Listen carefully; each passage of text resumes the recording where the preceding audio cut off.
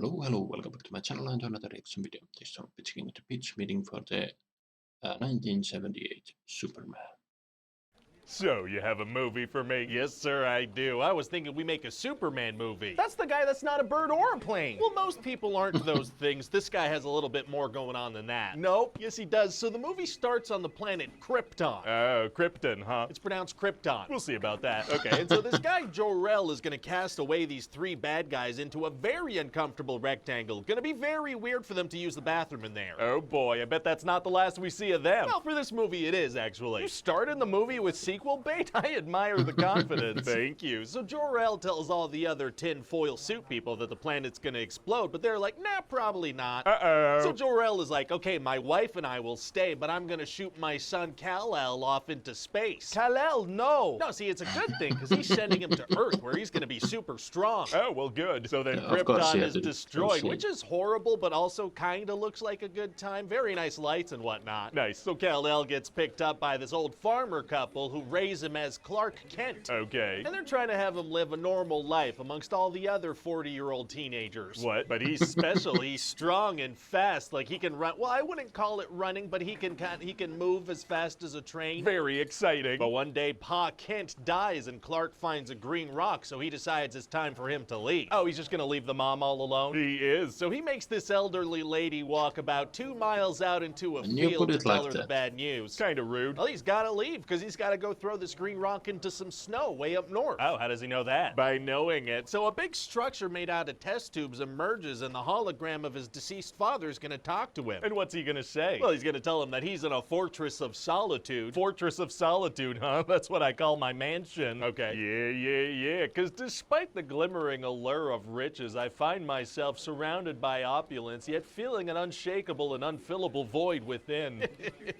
Unfillable void. Oh, unfillable voids are tight. All right, so Clark heads up to space for a couple of years to learn how to be Superman. Oh, sweet. Yeah, so he comes back down to Earth, and he's no longer a 40-year-old teenager. He's a 39-year-old adult. What? So he takes his new facial structure to get a job at the Daily Planet, where he immediately falls in love with Lois Lane. Oh, what's her deal? She's a star reporter who can't spell words. Okay. Anyway, she gets in a helicopter, and Superman's gonna stop the aircraft from crashing, so that's pretty heroic. Oh, wow. And then later, he's gonna stop an aircraft from crashing, so that's pretty heroic. Yeah, you already said that. It happens again soon after. These friggin' aircrafts can't air properly. They cannot. So then he's gonna let Lois interview him. Oh, he is? Yeah, and she's gonna tell him to look through her clothes and tell her what color her underwear are, and then he's gonna fly her around, and she's gonna write a little poem in her head and recite it to us. What are you talking about? And then he's gonna show up as Clark Kent, because they had a date scheduled. Did he put himself in a love triangle where two of the people are him? For some reason, yes. And she can't tell that this is the same person twice. Well, no, he's got glasses on as Clark Kent. I don't think that would work. They wouldn't seem like two different people. Yeah, I guess you're right. Well, that actually reminds me, my optometrist wants me to wear these. Hey! What? Those look really frickin' good. Thank you. Anyway, now it's time to tell you about the bad guy of the movie. Oh, it is? Yeah, his name's Lex Luthor, and he's got a very evil plan in the works. What's his plan? Well, he wants to launch a missile to cause an earthquake to make a chunk of California fall into the ocean. Why? Because he owns the land right beside it, so suddenly he'd have a bunch of coastline real estate. The land immediately next to a bunch of destruction and corpses? Yes, and so he finds out about Superman's existence and people would decides he write needs that to down, kill but- him. How does he plan on doing that? Well, he hears that Superman's from the planet Krypton, so he's like, well, we could assume that some debris also traveled to Earth and would be radioactive and deadly to him. How could he possibly figure that out? By making wild and borderline insane assumptions that turn out to be exactly right. Wow. So they change the coordinates on some missiles and the military shoots them off. The military doesn't double check coordinates before launching missiles? That's what we're going with. So Lex lures Superman to his place and messes him up with some kryptonite. Oh, no. Yeah, but then he leaves his girlfriend with Superman while he goes to watch the missile he launched at his girlfriend's mother. I don't see how that could backfire in any way. But then his plan backfires. What? Yeah, his girlfriend lets Superman free, but not before giving him a little kiss. What? Why did she kiss him? Well, she's like, I didn't think you would let me do that if you weren't incapacitated. Yikes. So now Superman has to stop 2 missiles, but that's impossible. That He's not needs fast enough. to- Oh. Yeah, so the freaking earthquake happens, and he's got to go underground to fix it. I have no further questions about how that would work. Good. But then Lois dies, so Superman's sad and gives her a little kiss. Are any of the kisses in the movie consensual or no? Look, sir, are the majority of the kisses in this movie non-consensual? Sure. Is there a scene where a bunch of cops surround an unconscious woman and talk about giving her chest compressions and mouth-to-mouth in a real creepy way? Sure. Is any of this gonna age poorly?